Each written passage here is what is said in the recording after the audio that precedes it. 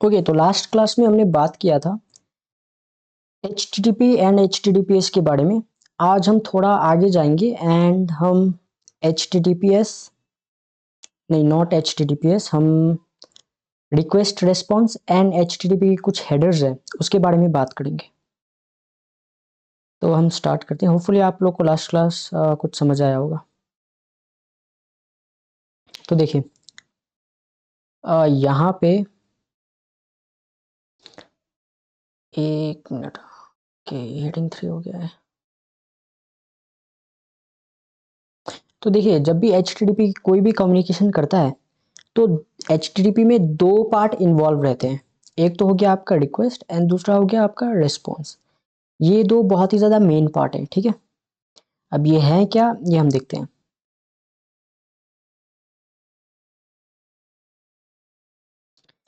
जब भी HTTP response server एक मिनट, जब भी HTTP रिस्पॉन्स सर्वर के पास जाता है या फिर HTTP रिक्वेस्ट जब भी सर्वर के पास जाता है तो सर्वर ये जो हेडर्स हैं या फिर ये जो मेथड्स हैं इनको देख के डेटा कैसे प्रोसेस करना है उसके बारे में आइडेंटिफाई करता है एंड देन सर्वर रिस्पॉन्स करता है। एंड जो आपका क्लाइंट आपका ये जो डेटा हेडर्स एंड मेथड्स हैं इनको देख के डेटा को डिस्प्ले करता है। तो यहाँ पे हमारे पास है एक HTTP रिक्वेस्ट। तो HTTP रिक्वेस्ट में सबसे पहला जो लाइन है यहाँ पे आप देख सकते हैं, ये आपको मेथड डिनोट करता है। यहाँ पे जैसे आपने देखा मेथड, सेकेंड लाइन आपका हमेशा पाथ रहता है एंड जो थर्ड लाइन है, थर्ड लाइन में आपका HTTP कौन सा वर्जन का है उसके बारे में छोटा सा इंफॉर्मेशन रहता है। तो ये हमारा एक HTTP रिक्वेस्ट हेडर है, जो भी हम रिक्वेस्ट करेंगे उसका हेडर है। यहाँ पे हमारे पास HTTP का मेथड है, उसके बाद हमारे पास पाथ एंड HTTP का वर्जन है। अब यहाँ पे हमारे पास कुछ हेडर्स भी हैं, इसको हम HTTP हेडर्स बोलते हैं। तो मैं मार्क कर देता हूँ, ये पूरे के पूरे हेडर्स हैं एंड इनके वैल्यूज भी है। तो मैं आपको एक चीज दिखाना चाहता हूँ, एक मिनट।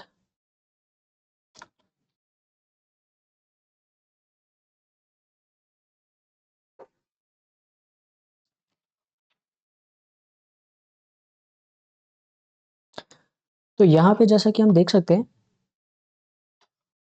हमारे पास मेथड्स यहाँ पे है, पाथ यहाँ पे एंड वर्जन यहाँ पे।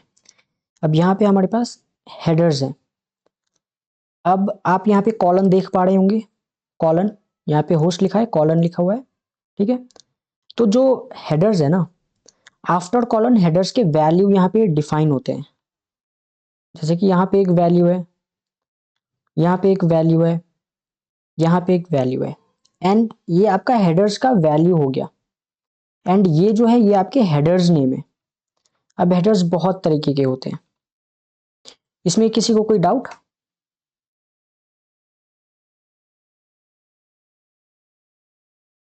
किसी को कोई डाउट है यहाँ पे? ओके, यहाँ पे मेथड गेट, तो हमारे पास जो नॉर्मल मेथड होते हैं जो सबसे ज्यादा कॉमन है वो है गेट एंड पोस्ट। उसके बाद यहाँ पे पाथ दिया हुआ है एंड अगेन वर्जन दिया हुआ है। नेक्स्ट हमारे पास कुछ हेडर्स हैं जैसे कि host, user agent and cookies. ये जो हेडर्स है ना, ये एडिशनल इंफॉर्मेशन प्रोवाइड करती हैं ये रिक्वेस्ट के रिगार्डिंग। ये जो आपका रिक्वेस्ट है ये एडिशनल आपके इंफॉर्मेशन प्रोवाइड करती है सर्वर को। अभी यहाँ पे एक चीज आप नोट कर लीजिए, ये जो हेडर्स है ना,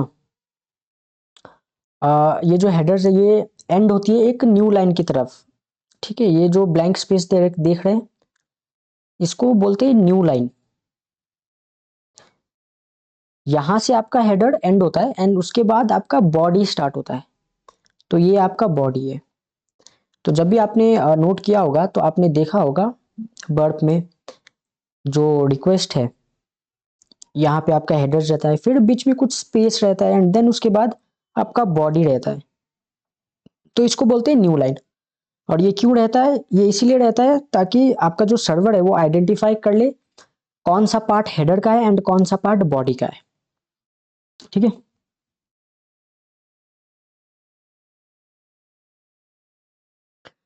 अब यहाँ पे एक बात हम नोट करते हैं, जो HTTP वर्जन था 1, ये आपका जो डेटा था वो सेंड करता था क्लियर टेक्स्ट में।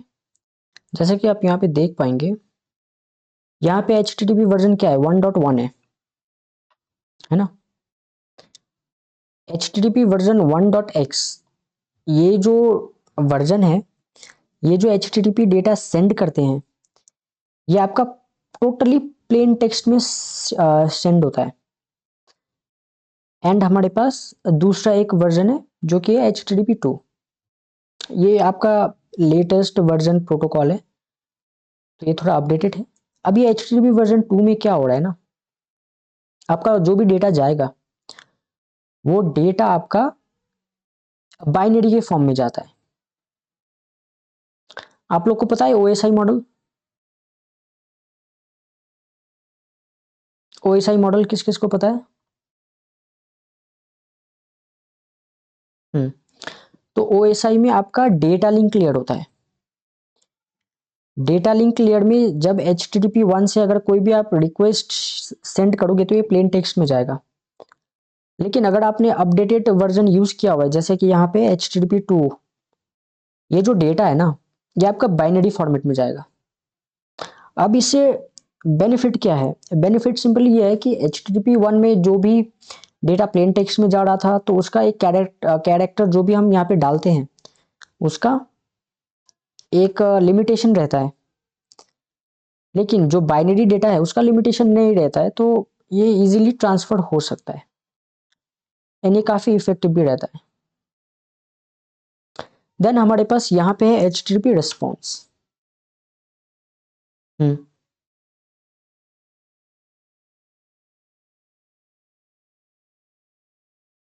नहीं नहीं नहीं, 0.1 फिजिकल पे वर्क नहीं होता, वो नेटवर्क लेयर पे वर्क होता है। फिजिकल, हाँ फिजिकल पे तो आपका बिट्स यूज होता है ना। हम्म। हाँ ये नहीं, OSI चेंज नहीं होगा, OSI तो कांस्टेंट रहेगा। जो आपका डेटा जा रहा है ना, वो डेटा आपका कन्वर्ट हो जाएगा। यहाँ पे मैं आपको बता देता हूँ। मान लीजिए ये आपका हो गया एक यूजर, ठीक है, ये आपका हो गया एप्लीकेशन लेयर, एंड ये आपका हो गया डेटा लिंक लेयर। यहाँ पे हमारा सर्वर भी है एंड हम बता दे रहे हैं ये एक मैसेज जा रहा है। अब यहाँ पे होगा क्या, आपने एक मैसेज सेंड किया, ये मैसेज जाएगा, तो आप एप्लीकेशन लेयर पे हो, तो एप्लीकेशन लेयर पे तो रिप्रेजेंटेशन चीज़ काम करती है ना। तो आपका जो ये मैसेज है ना, ये प्लेन टेक्स्ट में ही रहेगा, तभी आप इसको शेयर कर पाओगे, है ना। जैसे जैसे ये आपका जो मैसेज है, ये जो OSI लेयर है क्रॉस करते जाएगा, तो OSI लेयर में डिफरेंट प्रोटोकॉल्स यूज होते हैं ना, जैसे आपका इंक्रिप्शन भी इसी में यूज होता है, एंड इसमें डिफरेंट लेयर्स होते हैं, 7 लेयर्स होते हैं। तो जैसे जैसे ये डेटा नहीं तो नेटवर्क लेयर पे पहुंचेगा, ये जो आपका मैसेज है यहाँ पे जो भी प्लेन टेक्स्ट में, ये बाइनरी के फॉर्म में कन्वर्ट हो जाएगा, एंड कन्वर्ट होके देन ये सर्वर के पास जाएगा। ये आपका HTTP वर्जन 2 से ऊपर में होता है या फिर 2 में भी होता है। 1 के केस में क्या है, ये जो मैसेज है ये प्लेन टेक्स्ट है, पूरा सर्वर तक प्लेन टेक्स्ट में ही जाएगा। ठीक है।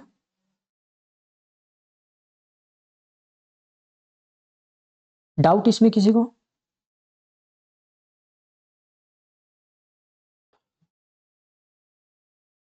हम्म।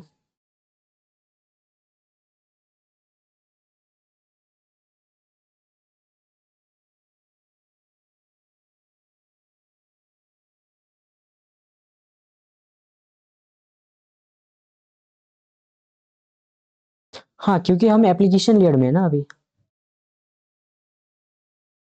जब हम नेटवर्क लेयर में जाएंगे, अगर आप अपने जो वाईफाई है, वाईफाई का जो नेटवर्क है उसको आप अगर वायरशार्क से कैप्चर करोगे, तो वहां पे जो भी डेटा दिखेगा ना, वो डेटा आपका बाइनरी फॉर्म में दिखेगा, ठीक है, या फिर कुछ अलग फॉर्मेट में दिखेगा। अगर वो आपका एप्लीकेशन लेयर पे नहीं है तो, नेटवर्क लेयर पे है तो आपको उस फॉर्म में दिखेगा। तो सबसे पहले आपको ये पता होना चाहिए कि एप्लीकेशन लेयर पे कौन से डिवाइस वर्क करते हैं एंड नेटवर्क लेयर पे कौन से डिवाइस वर्क करते हैं, एंड इनके बीच में जो कम्युनिकेशन है वो कैसे होता है। इसके लिए आपको OSI आप एक बार ओवरव्यू करना पड़ेगा।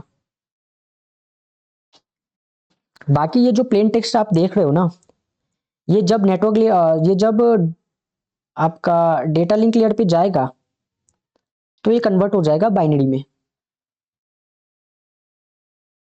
एंड उसके बाद ये आगे सर्वर तक जाएगा। फिर सर्वर जो चीज बाइनरी में देगा, बिट्स में देगा, ये आपका कन्वर्ट होके फिर एप्लीकेशन लेयर में ये टेक्स्ट में कन्वर्ट होके यहाँ पे आ जाएगा। Okay, clear?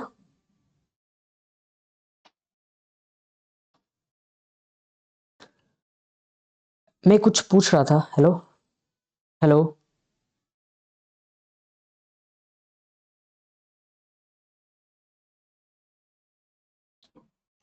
तो ये हमारे पास है HTTP रेस्पॉन्स। अब यहाँ पे रेस्पॉन्स में सबसे पहले हमारे पास क्या आएगा, अगेन HTTP का वर्जन आएगा कि हम कौन सा वर्जन यहाँ पे यूज कर रहे हैं। तो यहाँ पे हमारे पास HTTP का वर्जन है, जो सर्वर यूज कर रहा है वो है आपका HTTP 1.1, एंड यहाँ पे हमारे पास रेस्पॉन्स कोड है।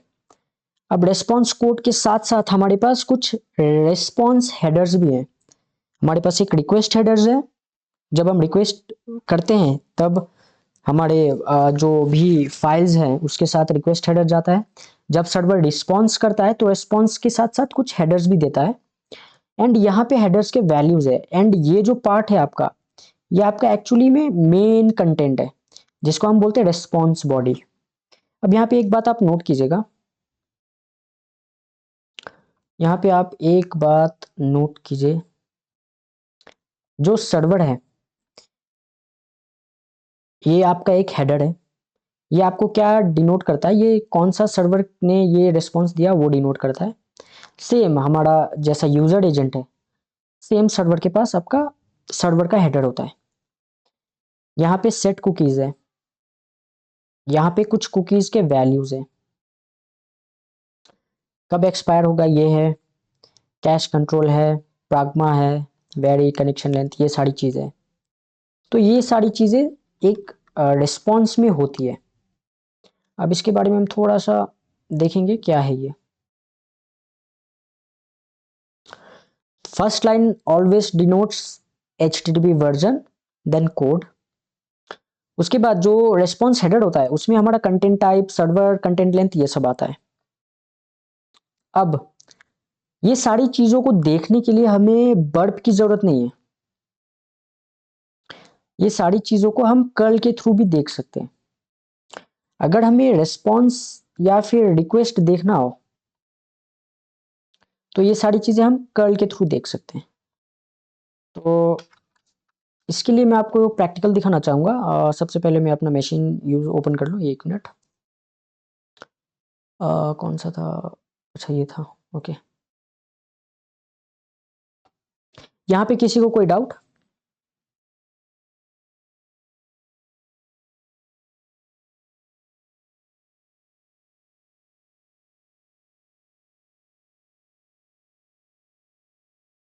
ओके मैम, ओके मैम, मैं वो कर दूंगा। हाँ,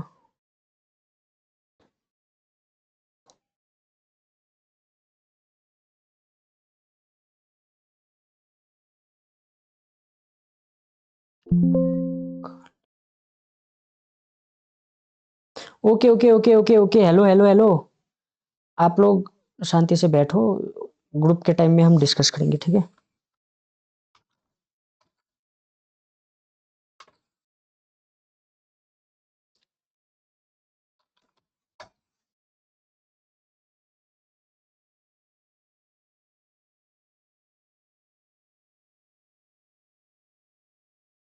मेरा स्क्रीन विजिबल है?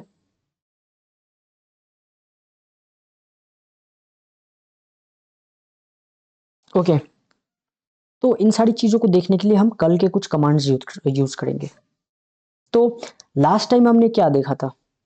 लास्ट टाइम हमने देखा कि हम यूआरएल रिक्वेस्ट कैसे भेज सकते हैं, फाइल कैसे डाउनलोड कर सकते हैं, ठीक है। अब हम कल का कुछ अदर कमांड भी देखते हैं।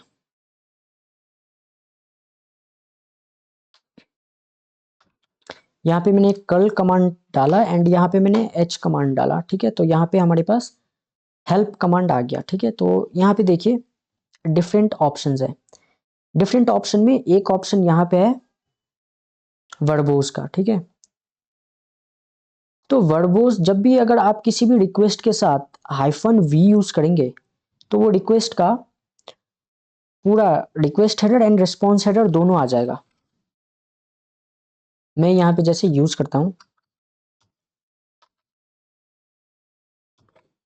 अब यहाँ पे मैंने example.com यूज किया, तो यहाँ पे जैसे आप देख सकते हो ये बस कंटेंट हमारे पास आ रहा है, इसका request header and response header नहीं आ रहा है। अगर मुझको दोनों देखना हो तो सिंपली हम वर्बोसिटी मोड ऑन कर सकते हैं एंड जैसे ही हम ये करेंगे हमारे पास सबसे पहले आएगा रिक्वेस्ट हेडर, जो कि ये है आपका रिक्वेस्ट हेडर।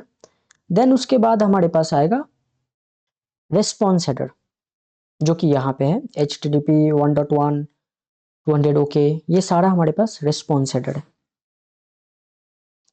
एंड देन यहाँ पे हमारे पास है रिस्पॉन्स बॉडी। तो आप बिना आप वर्ब सूट को यूज किए आप रिक्वेस्ट एंड रिस्पॉन्स यहाँ से एनालाइज कर सकते हो। अगर आपको बैनर ग्रैबिंग करना है, सर्वर का कुछ डिटेल्स चेक करना है, कुछ हेडर्स चेक करने हैं, तो आप सिंपली यहाँ पे आके चेक कर सकते हो। तो ये एक वन कमांड है वी वर्बोसिटी का। एंड आगे हम चलते हैं। नहीं नहीं, अब यहाँ पे देखिए वर्बोसिटी में हमारे काफी सारे लेवल्स भी होते हैं। आपका ये आज का टास्क है कि आप ट्रिपल वी यूज कीजिए। जैसे हमने सिंगल वी यूज किया यहाँ पे, उसी तरह आप ट्रिपल वी भी यूज कर सकते हैं। तो आपको आइडेंटिफाई करना है ट्रिपल वी यूज करेंगे तो हमारे पास क्या ऑप्शंस आ रहे हैं, ठीक है। जैसे यहाँ पे देखा ट्रिपल वी यूज करने के बाद हमारे पास कुछ ऑप्शंस है। ये आज का आपका टास्क है, इसको नोट कर लीजिए, टास्क कंप्लीट कीजिए। जो भी डाउट होगा हम क्यूए में लेंगे। सेम चीज को हम ब्राउजर डेव टूल के थ्रू भी देख सकते हैं। अब यहाँ पे मैं आपको दिखाऊं तो देखिए यहाँ पे यहाँ पे मैं फायरफॉक्स ओपन कर लेता हूँ। फायरफॉक्स काफी ज्यादा इजी होता है।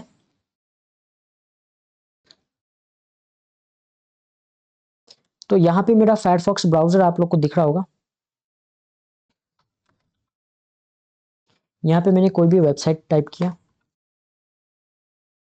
अभी देखिए यहाँ पे आपको लेफ्ट क्लिक करना पड़ेगा, उसके बाद यहाँ पे इंस्पेक्ट एलिमेंट में जाना पड़ेगा आपको, ठीक है। कई वेबसाइट में प्रॉब्लम यह रहता है कि लेफ्ट क्लिक आपका डिसेबल रहता है या फिर ब्लॉक रहता है वेबसाइट की सिक्योरिटी की वजह से। तो उस केस में आप क्या करेंगे, उस केस में आप कंट्रोल शिफ्ट यू, अगर आप कंट्रोल यू यूज करेंगे तो आपका ये जो पेज सोर्स है वो आ जाएगा। हाँ, कई सारे ये जो F11 है ये आपका यूनिवर्सल नहीं है, ये आपका जो कंप्यूटर सिस्टम होता है एंड उसके बेसिस पे फंक्शन की होता है।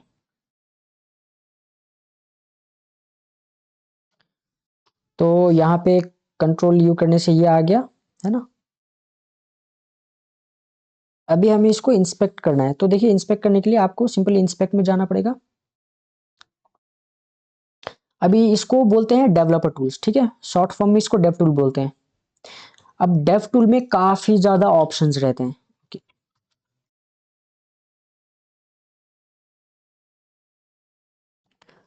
डेव टूल में हमारे पास काफी ज्यादा यहाँ पे ऑप्शंस रहते हैं। ओके,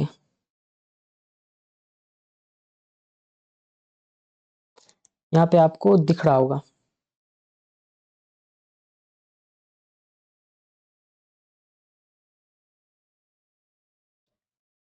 सबसे पहला ऑप्शन हमारे पास इंस्पेक्ट है, उसके बाद कंसोल है। ये कंसोल मेन चीज है, कई लोगों को कंसोल यूज करने नहीं आता है, लेकिन ये कंसोल काफी ज्यादा मेन है। डिबगर है, यहाँ पे नेटवर्क टैब है। तो आज के इस सेशन में हम देखेंगे नेटवर्क टैब को कैसे यूज करते हैं। तो हम नेटवर्क टैब में जाएंगे। अब देखिए यहाँ पे नेटवर्क टैब में हमारे पास कुछ ऑप्शंस है, वो मैं आपको क्लियरिफाई कर दूं। गलती से मेरा लास्ट का एक स्क्रीनशॉट डिलीट हो गया, एक मिनट।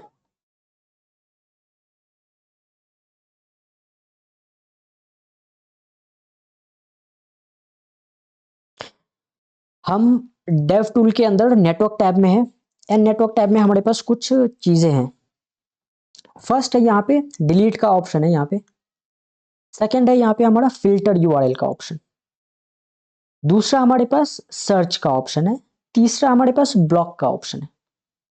एंड यहाँ पे आपको कुछ ये सारी चीजें दिख रही होंगी, इनको अभी आप इग्नोर कर सकते हो। इंपॉर्टेंट हमारे पास ये यहाँ पे एक फिल्टर का ऑप्शन एंड यहाँ पे एक डस्टबिन का ऑप्शन, जिसको ट्रैश का ऑप्शन भी बोलते हैं।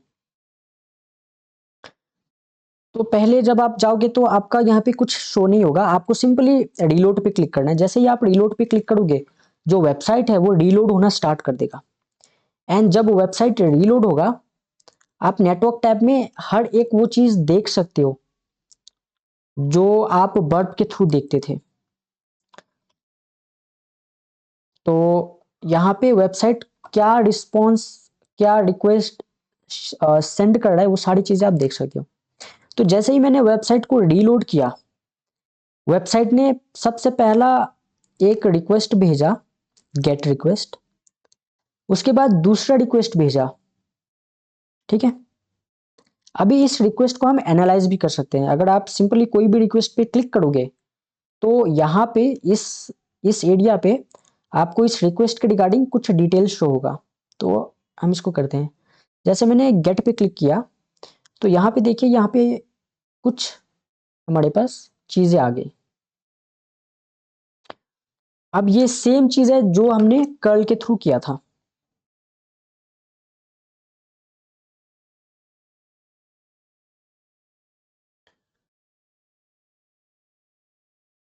यहाँ पे हमारे पास हेडर्स हैं। हेडर्स में आप एक चीज नोट करना है, यहाँ पे हमारे पास हेडर्स में यहाँ पे लिखा हुआ है ये रिक्वेस्ट हेडर है या रिस्पॉन्स हेडर है। एंड यहाँ पे एक रॉ का फॉर्मेट दिया हुआ है, इसको भी आप नोट करना। तो यहाँ पे जो जो ये रिक्वेस्ट हेडर यूज कर रहा है या फिर जो जो रेस्पॉन्स हेडर यूज कर रहा है, यहाँ पे आपको दिख जाएगा। सिमिलरली आपका रिक्वेस्ट का हेडर भी यहाँ पे दिख जाएगा। आप स्क्रॉल डाउन करेंगे तो यहाँ पे आपको दिख जाएगा रिक्वेस्ट और रिस्पॉन्स। आप इसको इनलार्ज भी कर सकते हो यहाँ से। तो ये आपका ये रहेगा।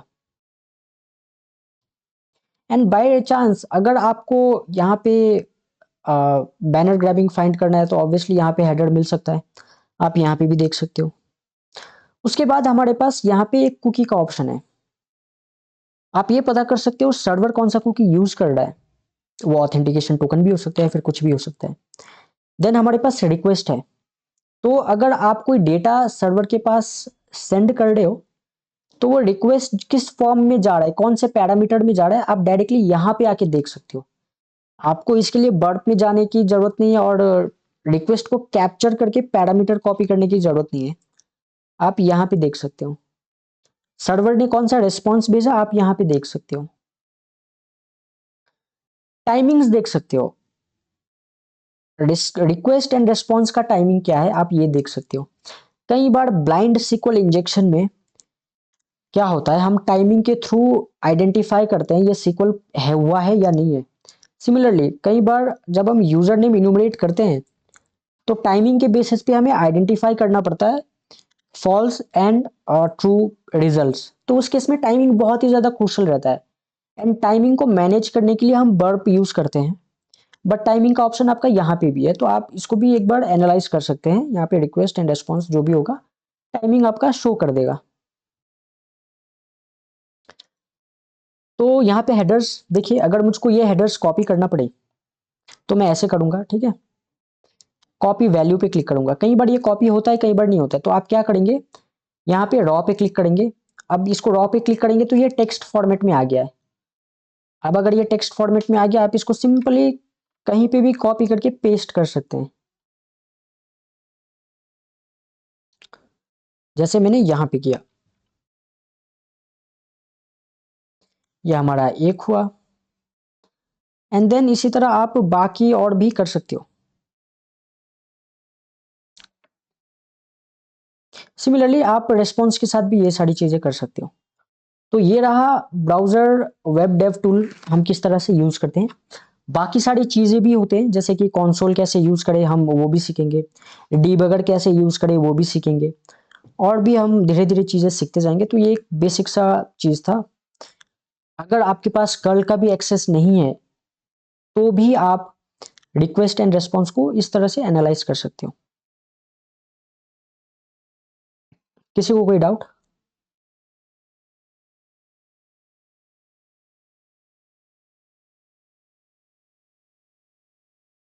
इसके बाद आपको एक लैब दिया जाएगा, वो लैब आपको सॉल्व करना है। पीछे से नॉइज आ रहा है, प्लीज आप म्यूट कीजिए।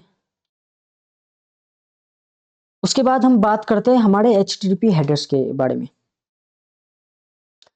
जब भी वेब एप्लीकेशन कोई भी डेटा शेयर करता है तो उसके साथ हमारे पास क्या रहता है, हेडर्स रहता है। यहाँ पे यूजर हो गया, एंड देन हमारे पास यहाँ पे सर्वर है। आप कुछ भी डेटा शेयर करो तो वो HTTP फॉर्म में, HTTP फॉर्म के थ्रू ही जाएगा। एंड HTTP में हम क्या यूज करते हैं, हेडर्स यूज करते हैं। जैसा हमने लास्ट हेडर्स पढ़ा था, अगर मैं आपको दिखा दूं तो यहाँ पे हमने हेडर्स पढ़ा था। अब हम इस हेडर के बारे में थोड़े बात करेंगे, कितने टाइप के हेडर्स होते हैं, क्या क्या होते हैं, एंड इन हेडर्स के थ्रू इंफॉर्मेशन कैसे पास होती है client to server, server to client, वो हम देखेंगे। तो HTTP आपका जो रिक्वेस्ट है या फिर रेस्पॉन्स है उसमें आपका हेडर्स रहता है, एंड ये हेडर्स कैटेगराइज रहते हैं 5 कैटेगरी में, कैटेगराइज रहते हैं ये हेडर। तो आइए हम उनके बारे में अब जानते हैं। सबसे पहले हमारे पास आता है जनरल हेडर। एक मिनट।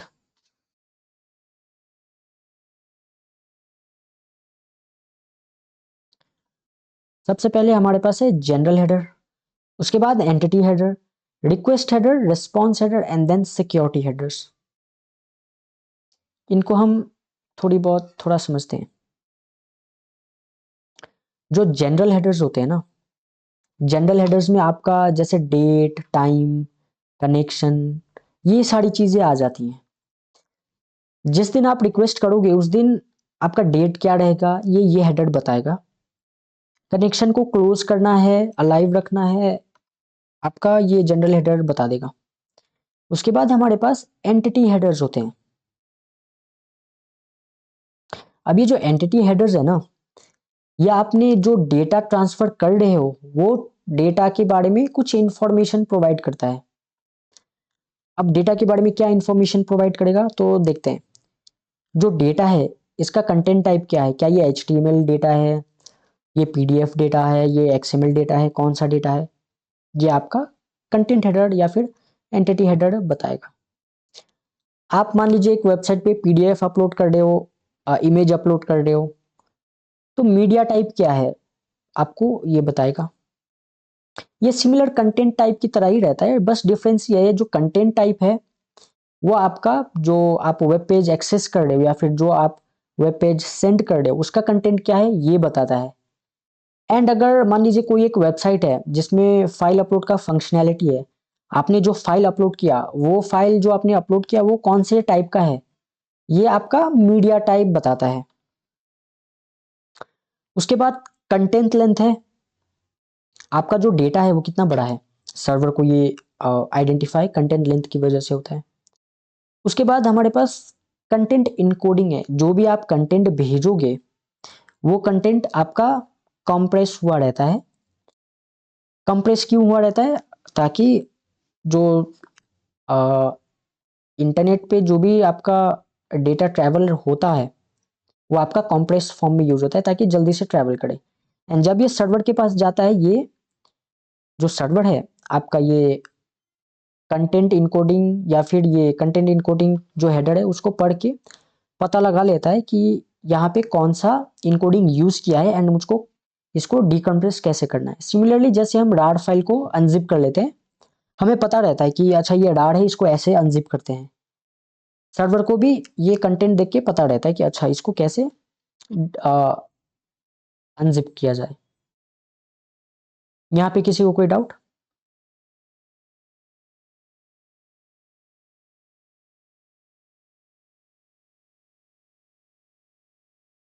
हम्म। देन हमारे पास है रिक्वेस्ट हेडर्स। रिक्वेस्ट हेडर्स आपके बस रिक्वेस्ट में ही रहेंगे। अब यहाँ पे हमारे रिक्वेस्ट हेडर्स में देख लीजिए, सबसे पहला होगा होस्ट। ये आइडेंटिफाई करेगा कि ये जो रिक्वेस्ट है कौन से वेबसाइट कौन से आईपी से आया हुआ है। देन हमारे पास है यूजर एजेंट। ये सर्वर को ये बताएगा कि ये जो क्लाइंट ने रिक्वेस्ट किया है ये कौन से ब्राउजर से रिक्वेस्ट किया है। देन हमारे पास रेफर हेडर भी आएगा। रेफर हेडर सर्वर को ये बताएगा कि ये जो रिक्वेस्ट है ये कहाँ से आ रहा है। मान लीजिए google.com में आपने एक लिंक को क्लिक किया, तो रेफर हेडर ये बताएगा कि पहले आप google.com में गए थे एंड वहां से आपने इस लिंक को क्लिक किया है, तो यहाँ पे रेफर में google.com रहेगा एंड यहाँ पे आपका होस्ट नेम रहेगा। तो पता चल जाएगा सर्वर को ओके ये जो रिक्वेस्ट है ये google.com से आ रही है। देन उसके बाद हमारे पास यहाँ पे एक्सेप्ट है। अब ये एक्सेप्ट बहुत ही इंपॉर्टेंट हेडर्स है। ये सर्वर को ये बताता है कि अगर सर्वर कोई भी मीडिया सेंड करना चाहता है क्लाइंट को, तो ये जो एक्सेप्ट वैल्यू है ये बताता है कि क्लाइंट है वो कौन से टाइप का मीडिया एक्सेप्ट कर सकता है। अगर आपने कहीं ये वैल्यू देखा तो इसका सिंपल सा मीनिंग यह है कि क्लाइंट जो है वो हर तरीके का मीडिया कंटेंट एक्सेप्ट कर लेगा। क्लाइंट से मेरा मतलब ब्राउजर है, आप इतनी बात याद रखिए, ठीक है। तो कई सारे जो पहले के जो ब्राउजर्स होते थे वो काफी सारे जो कंटेंट थे उनको डिस्प्ले नहीं कर पाते थे, तो यहाँ पे स्पेसिफाई करना पड़ता था जैसे इमेज है या फिर क्या है। आजकल के जो ब्राउजर्स है वो काफी ज्यादा एडवांस्ड है, तो वो हर तरीके के कंटेंट को इजीली रेंडर कर पाते हैं एंड शो कर पाते हैं। एंड देन हमारे पास यहाँ पे कुकी है। अब इस कुकी का थोड़ा सा हम ध्यान देंगे। ये जो कुकी है इसको हम अभी साइड कर देंगे। यहाँ पे ऑथराइजेशन भी है, इसको भी हम साइड कर देंगे। इसके बारे में हम जब रिस्पॉन्स हेडर पढ़ेंगे तब सीखेंगे।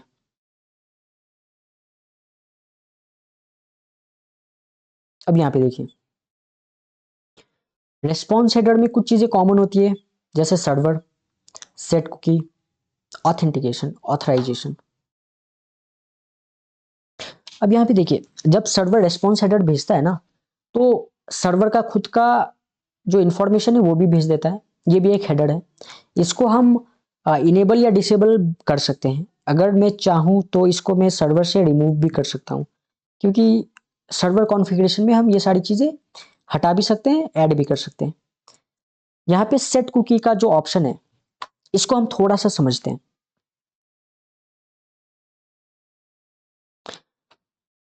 HTTP आपका स्टेटलेस प्रोटोकॉल है। अब ये स्टेटलेस और स्टेटफुल प्रोटोकॉल क्या है थोड़ा सा हम समझते हैं। यहाँ पे एक सर्वर है एंड एक मैं यूजर बना लेता हूँ। यहाँ पे एक यूजर है, ये आपका वेबसाइट हो गया मान लीजिए।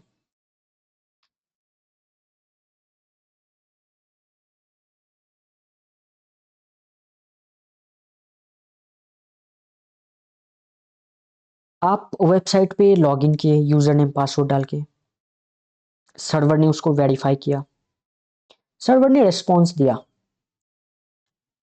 फिर से अगर आप वेबसाइट का कोई नया फंक्शनैलिटी यूज कर रहे हो, जैसे कि आपने लॉगिन कर लिया, लॉगिन के बाद सर्वर ने वेरीफाई किया, उसके बाद आपको डैशबोर्ड का पेज दे दिया। डैशबोर्ड के पेज में आपके पास है इमेज अपलोड करना या फिर प्रोफाइल व्यू करना।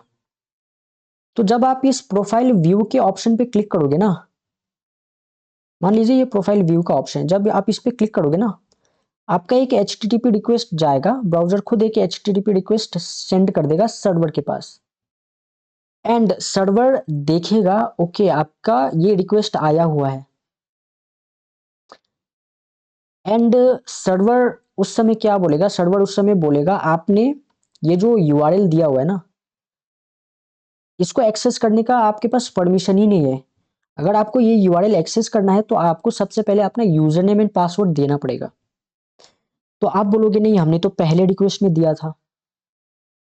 तो यहाँ पे लॉजिक ये है, जब आपने पहले रिक्वेस्ट पे अपना यूजर नेम एंड पासवर्ड दिया था, सर्वर ने उसको वेरीफाई किया एंड उसके बाद आपको सर्वर ने ये पेज का डेटा दिया। अभी आप ये पेज एक्सेस कर रहे हो तो अगेन सर्वर को आपको यूजर नेम एंड पासवर्ड देना पड़ेगा, तभी ये रिक्वेस्ट सर्वर एक्सेप्ट करेगा, अदरवाइज नहीं करेगा। तो इसको बोलते हैं स्टेटलेस प्रोटोकॉल। यहाँ पे जो लॉगिन स्टेट है वो सर्वर मेंटेन ही नहीं कर पा रहा है। तो इसको रिजॉल्व करने के लिए हमारे पास एक मेथड है जिसको हम बोलते हैं कुकी।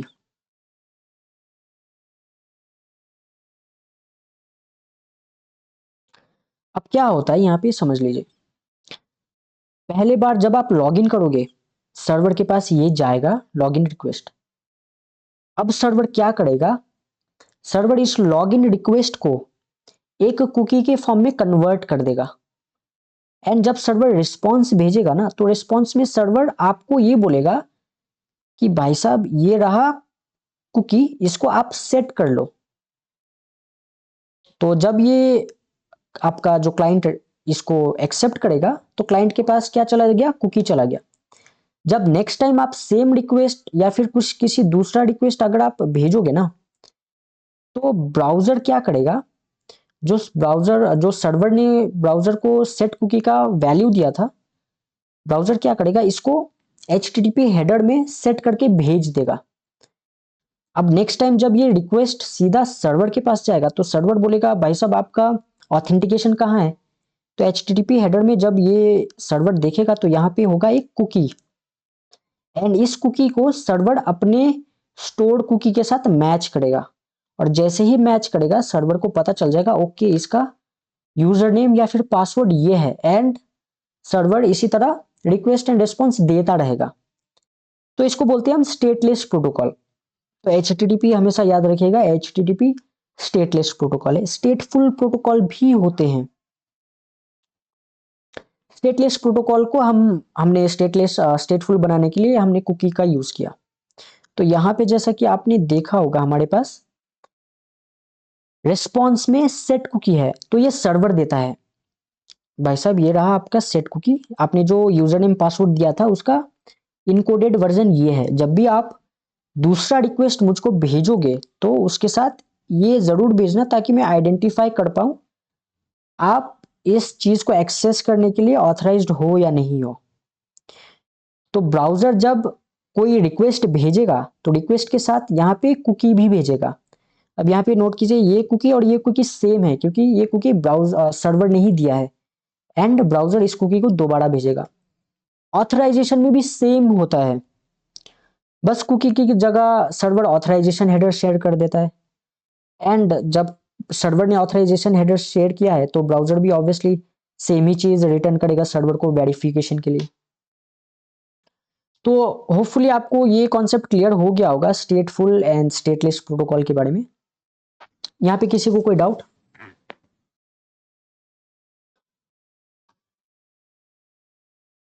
ओके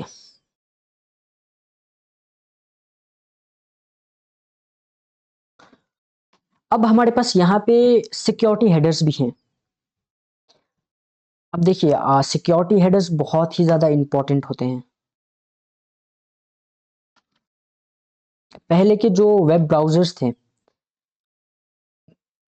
वो उतनी कैपेबल नहीं थे, लेकिन आजकल के जो वेब ब्राउजर्स है वो बहुत ज़्यादा कैपेबल हैं, बहुत ज़्यादा मॉडर्न है, एंड आजकल के जो वेबसाइट्स है वो बहुत ज़्यादा मॉडर्न है, एंड डिफरेंट ब्राउजर है हमारे पास। ऐसा नहीं कि बस एक ब्राउजर है, हमारे पास डिफरेंट ब्राउजर है। तो सिक्योरिटी हेडर ब्राउजर को ये बताता है कि आपको ये कंटेंट एक्सेस करना है तो आपको इस रूल को फॉलो करना पड़ेगा। जैसे आप कोई भी क्लास में बैठते हो तो क्लास में बैठने के लिए आपको क्लास के कुछ रूल्स फॉलो करने पड़ते हैं। सिमिलरली अगर ब्राउजर कोई भी वेबसाइट को एक्सेस करे तो उस वेबसाइट को एक्सेस करने के लिए कुछ रूल्स सेट किए जाते हैं एंड उस रूल्स को हम सिक्योरिटी हेडर के फॉर्म में डिफाइन करते हैं। तो यहाँ पे कुछ हेडर्स है जैसे कि कंटेंट सिक्योरिटी पॉलिसी। यहाँ पे एक और हेडर है जैसे कि स्ट्रिक्ट ट्रांसपोर्ट सिक्योरिटी। उसके बाद रेफर हेडर या फिर रेफर पॉलिसी आप बोल सकते हैं। तो ये कुछ कॉमन सिक्योरिटी हेडर्स हैं, इनके बारे में अब हम देखते हैं। अब ये कंटेंट सिक्योरिटी पॉलिसी है, यहां पे ये जो पॉलिसी ब्राउजर को ये बताएगा कि मेरे वेबसाइट में जो भी कंटेंट है वो इंटरनली ही एक्सेस होगा, एक्सटर्नली कुछ नहीं होगा। यहां पे लिखा है defines rule for what external resources web page can load. ठीक है, जैसे यहाँ पे जावास्क्रिप्ट है, मान लीजिए यहाँ पे एक इनपुट फॉर्म है, आपने बाहर से जावास्क्रिप्ट का कोई कोड डाल दिया। अगर ये पॉलिसी ब्राउजर के पास या फिर सर्वर के पास नहीं है तो जो आपने कोड डाला ना वो कोड तो सर्वर एक्सेप्ट कर लेगा। अब ये तो एक्सटर्नल कोड हो गया ना, आपने डाला, खुद का वेबसाइट का तो कोड है नहीं। इसको प्रिवेंट करने के लिए सर्वर ये हेडर यूज करता है। अब इस हेडर में क्या है, सर्वर बोलेगा कि जो भी स्क्रिप्ट होगा ना वो स्क्रिप्ट मेरा होना चाहिए तभी मैं इसको लोड करूंगा, अदरवाइज नहीं करूंगा। अब आपने यहाँ पे क्रॉस साइट स्क्रिप्टिंग का पेलोड डाल दिया, फिर कोई भी जावास्क्रिप्ट का पेलोड कुछ भी कोड डाल दिया, ये रिक्वेस्ट सर्वर के पास गया। सबसे पहली बात, ब्राउजर इस रिक्वेस्ट को भेजेगा नहीं क्योंकि यहाँ पे हेडर लगा हुआ है। फिर भी मान लीजिए ये रिक्वेस्ट चला गया तो सर्वर इसको एक्सेप्ट ही नहीं करेगा। ठीक है, तो सिंपली इस कंटेंट सिक्योरिटी पॉलिसी जो सिक्योरिटी हेडर्स है ये बस यही बताता है। उसके बाद हमारे पास है स्ट्रिक्ट ट्रांसपोर्ट सिक्योरिटी। अब ये ब्राउजर को ये बताता है कि भाई साहब मेरा जो वेबसाइट है, कोई भी यूजर अगर इस वेबसाइट को ओपन करे तो ये वेबसाइट हमेशा HTTPS में ही ओपन होना चाहिए।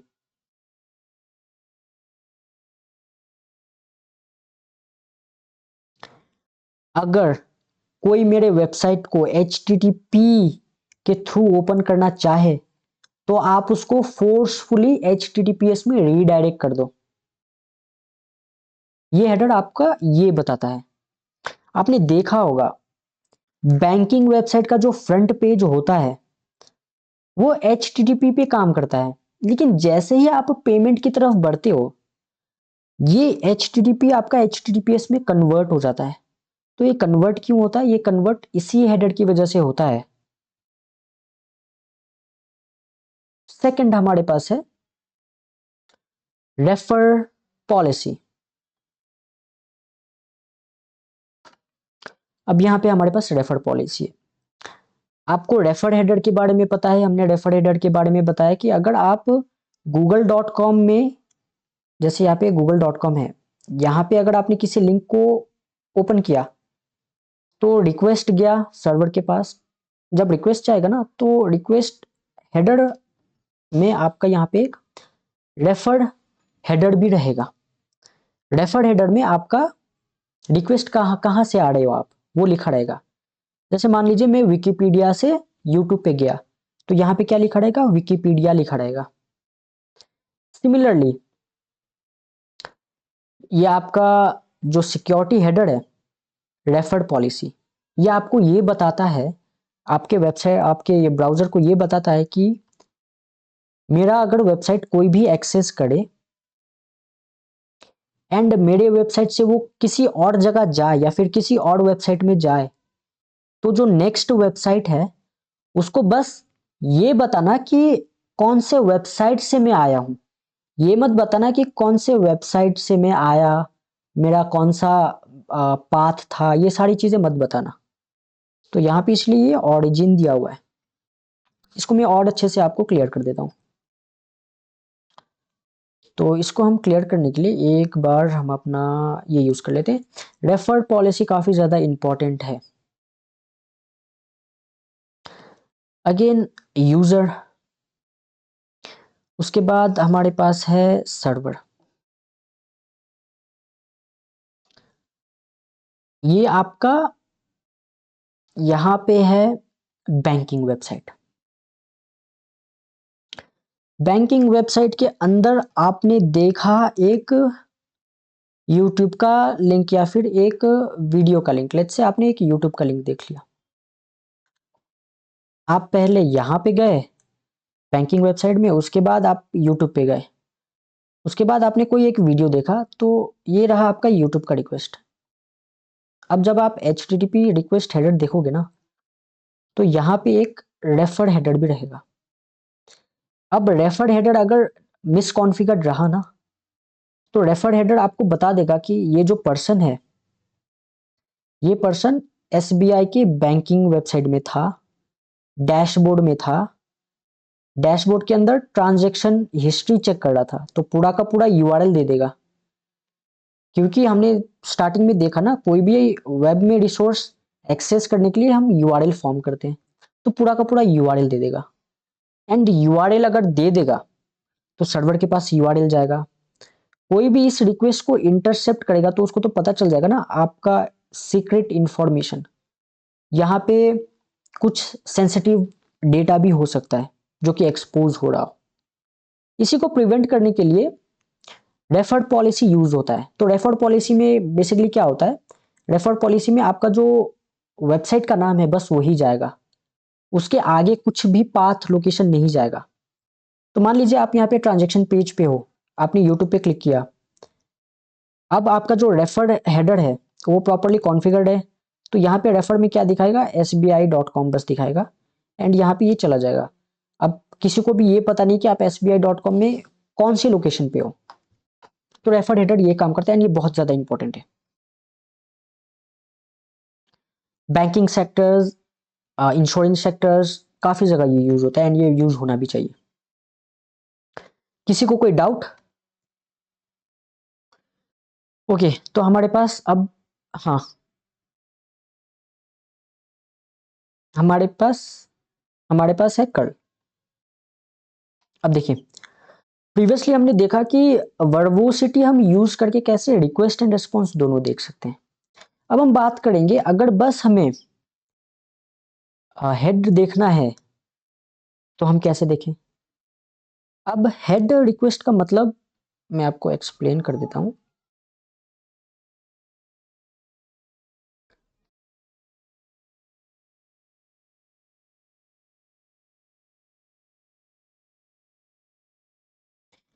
हेड रिक्वेस्ट का मतलब सिंपली जो हेडर्स है ना, उसके बारे में इंफॉर्मेशन लेना है कि कौन कौन सा हेडर जा रहा है, बॉडी के बारे में इंफॉर्मेशन नहीं लेना है।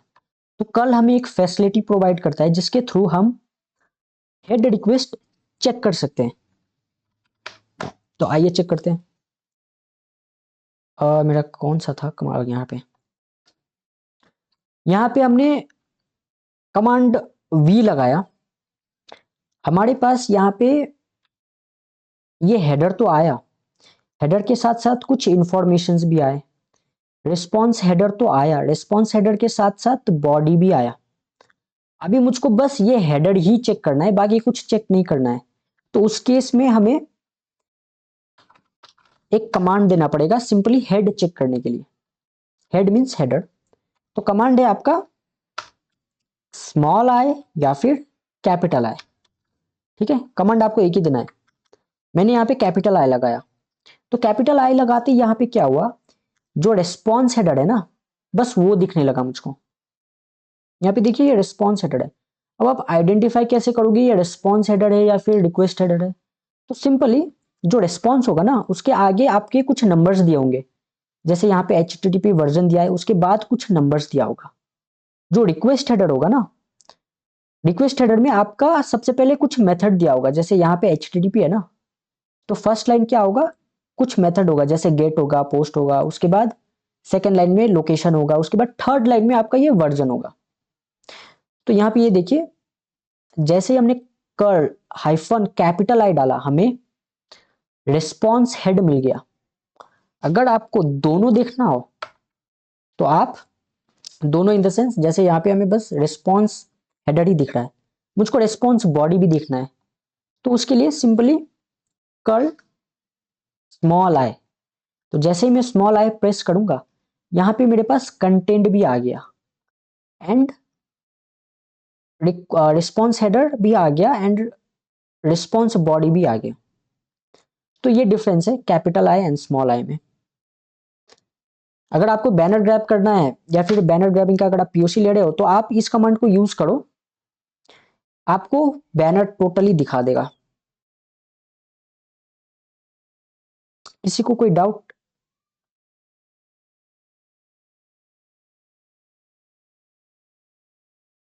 डाउट?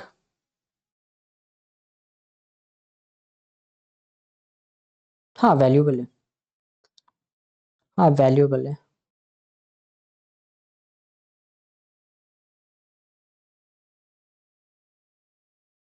तो ये हमारा कल का कुछ कमांड है, यहाँ पे कुछ एग्जाम्पल्स हैं।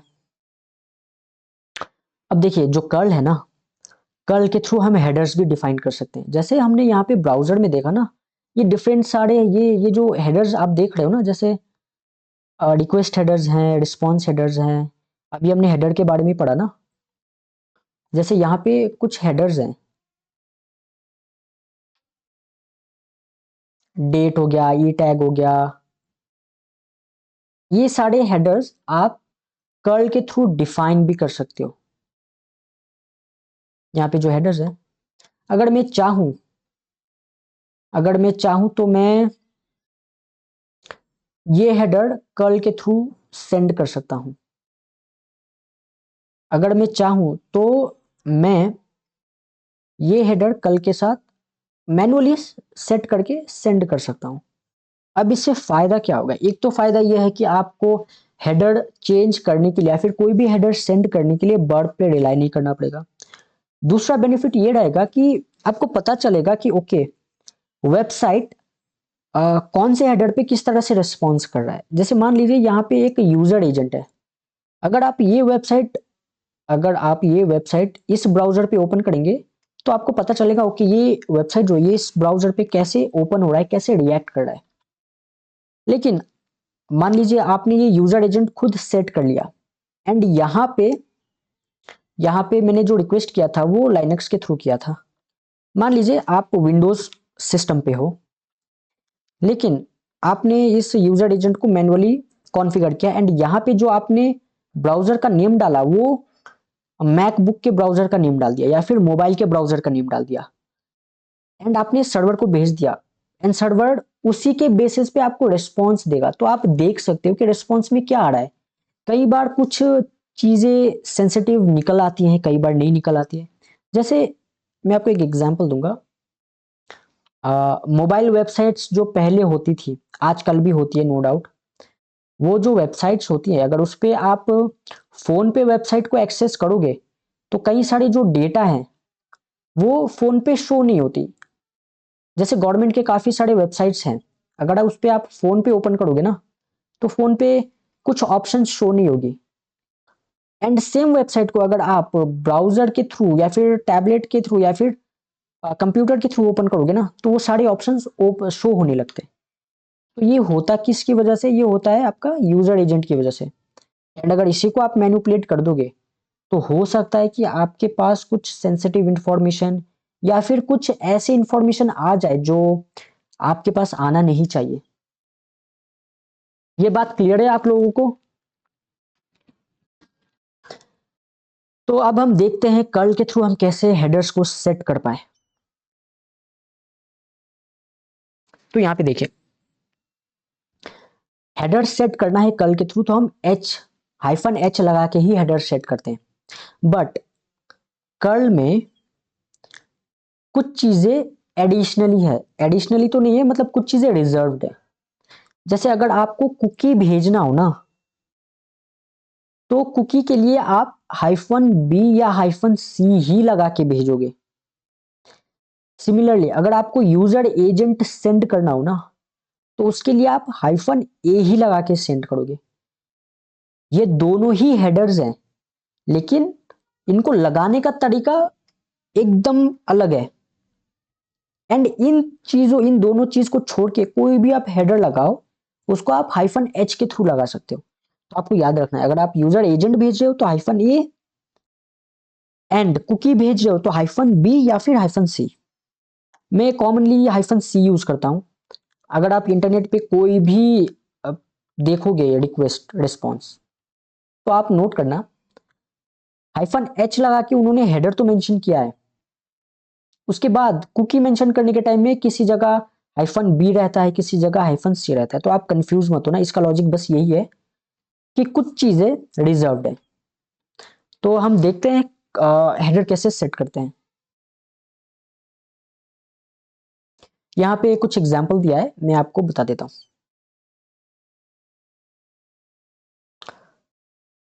हाँ, ये रहा। मैंने कर्ल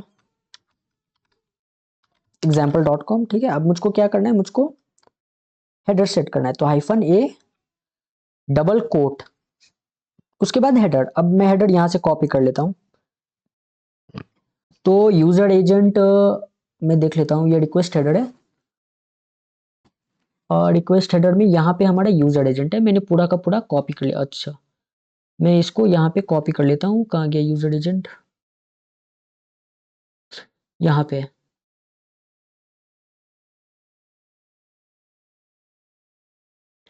इसको मैंने कॉपी कर लिया, एंड ये जो मेरा ब्राउजर है ना, यहाँ पे मैंने पेस्ट कर दिया। अब यहाँ पे आप नोट कीजिए, यहाँ पे मैं इसको एंटर करूंगा, तो यहाँ पे मेरे पास रेस्पॉन्स आ गया। अभी रेस्पॉन्स देख के तो मुझको कुछ पता नहीं चला।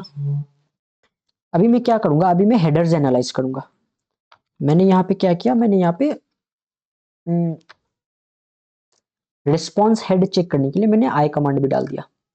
अभी मेरे पास यहाँ पे क्या आया, रिस्पॉन्स हेडर तो आ गया।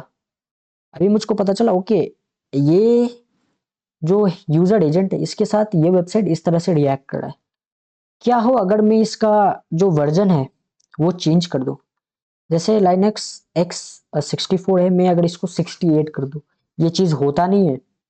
लेकिन क्या हो अगर मैं इसको चेंज करके रिक्वेस्ट को सेंड कर दूं, तो हमारा जो सर्वर है वो कैसे रिस्पॉन्स करेगा। तो यहाँ पे देखिए, सर्वर ने ये रिस्पॉन्स किया। यहाँ पे देखिए, सर्वर ने ये रिस्पॉन्स किया। यहाँ पे जो एज है इसमें थोड़ा सा डिफरेंस दिख रहा है, एंड बाकी चीज में भी डिफरेंस दिखेगा। आपको आपको एक एक करके एनालाइज करना पड़ेगा। तो इस तरह से हम इसको काम में लेते हैं। सिमिलरली अगर मुझको कुकी सेंड करना है, तो मैं यहाँ पे कुकी भी सेंड कर सकता हूँ, हाइफन सी, उसके बाद कुकी का वैल्यू। उसके बाद हमारा यहाँ पे कुकी का वैल्यू क्या होगा, हो गया हमारा कुकी। इसको आप सेंड कर दीजिए, तो ये हमारा कुकी हो गया। एंड अगर अदर कोई हेडर सेंड करना हो, अगर आपको सेट करना हो, हाइफन एच, ठीक है, कोई भी हेडर, जैसे ई टैग हो गया, मैं यहाँ पे एक हेडर सेंड कर देता हूँ। जैसे मैं लैंग्वेज, अच्छा मैं इनकोडिंग सेट कर देता हूँ। मैंने इसको एक्सेप्ट कर लिया। अभी यहाँ पे अब देखिए, वेब एप्लीकेशन में ना बाय डिफॉल्ट जो इनकोडिंग यूज होता है वो जी जिप यूज होता है। इसको बोलते हैं गनजिप, डेफलेट, ठीक है। ये भी एक टेक्नोलॉजी है इनकोडिंग के लिए। क्या हो अगर इसको मैं चेंज कर दूं, लेट्स से मैं ये कर देता हूं, ठीक है। तो सर्वर इसको कैसे एक्सेप्ट करेगा या फिर कैसे हैंडल करेगा वो देखते हैं। तो यहाँ पे देखिए, सर्वर ने इसको ऐसे हैंडल किया, एंड यहाँ पे हमारे पास क्या आया, एक्सेप्ट रेंज पे बाइट्स आ गया। यहाँ पे हमारे पास एक्सेप्ट रेंज पे, यहाँ पे बाइट्स था, आई थिंक ऊपर भी बाइट्स ही होगा। तो इसी तरह हमें एनालाइज करना पड़ता है। इसी तरह आप यहाँ पे अगर आप यहाँ पे कोई अटैक परफॉर्म कर रहे हो, तो आप यहाँ पे सिक्वल इंजेक्शन का पेलोड डाल सकते हो, आप यहाँ पे क्रॉस साइट स्क्रिप्टिंग का पेलोड डाल सकते हो, है ना। ये रिस्पॉन्स है, आप चेक कर सकते हो। अब चेक कैसे करोगे, मान लो मैंने यहाँ पे क्रॉस साइट स्क्रिप्टिंग का पेलोड डाल दिया, मैंने यहाँ पे डाल दिया स्क्रिप्ट। अब आप समझ लेना ये क्रॉस साइट स्क्रिप्टिंग का पेलोड है। अभी यहाँ पे तो बस हमने हेड ही चेक किया ना, तो हेड में तो दिखेगा नहीं ये हमारा स्क्रिप्ट रन हुआ नहीं हुआ। अभी मैं इसको क्या करूंगा, हाइफन स्मॉल आई करूंगा तो क्या होगा, रिस्पॉन्स हेडर दिखेगा, रिस्पॉन्स बॉडी भी दिखेगा। अभी मैं जाऊंगा, ठीक है। अभी यहाँ पे रिस्पॉन्स बॉडी अगर मुझको दिखा तो मुझको ढूंढना पड़ेगा, अच्छा रिस्पॉन्स बॉडी में ये स्क्रिप्ट है क्या। अगर ये स्क्रिप्ट कहीं पे भी मिला तो दैट मीन्स ये जो सर्वर है ये कहीं ना कहीं इस स्क्रिप्ट को एग्जीक्यूट कर देगा। सिमिलरली यहाँ पे मैं सीक्वल इंजेक्शन का पेलोड डाल दूंगा, रेस्पॉन्स चेक करूंगा। यहाँ पे रेस्पॉन्स हेडर है, रेस्पॉन्स बॉडी चेक करूंगा कहीं पे डेटा वोटा है या नहीं, अगर है तो वेल एंड गुड, ये एक्सप्लॉइट हो गया।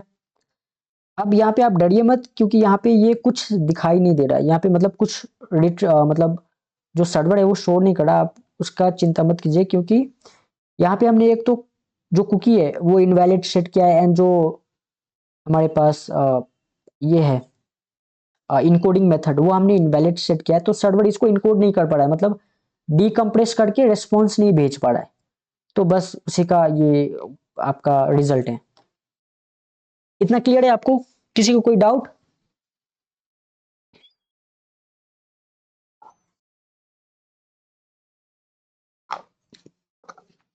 तो ऐसे हम कल को यूज करते हैं।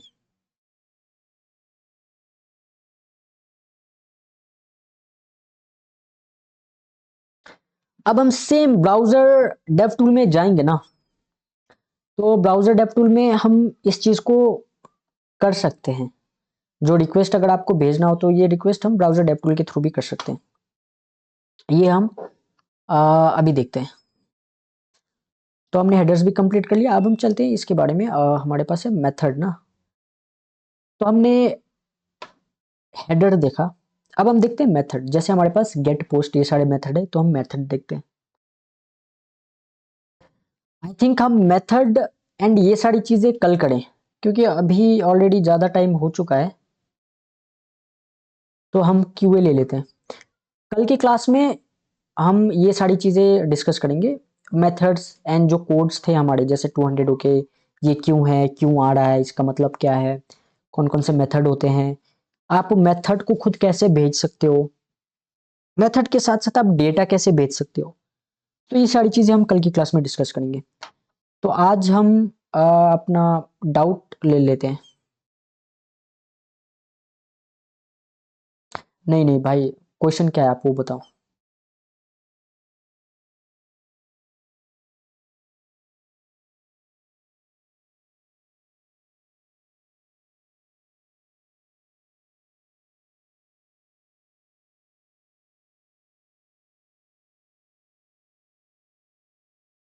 हम्म, किसी को कोई डाउट है?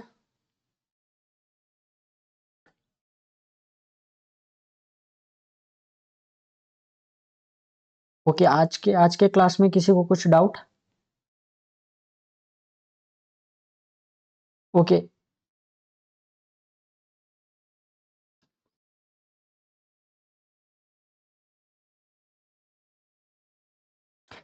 हाँ तो आज के क्लास से किसी को कोई डाउट, कोई भी कमांड से कोई डाउट?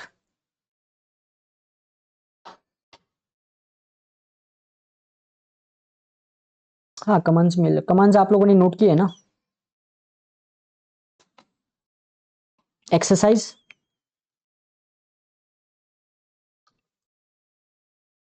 हम्म।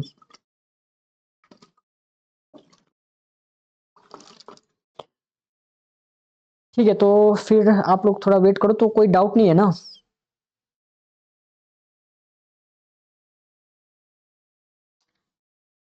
ठीक है फिर, तो हम क्लास को यहीं पे पॉज करते हैं, आप लोग वेट करना।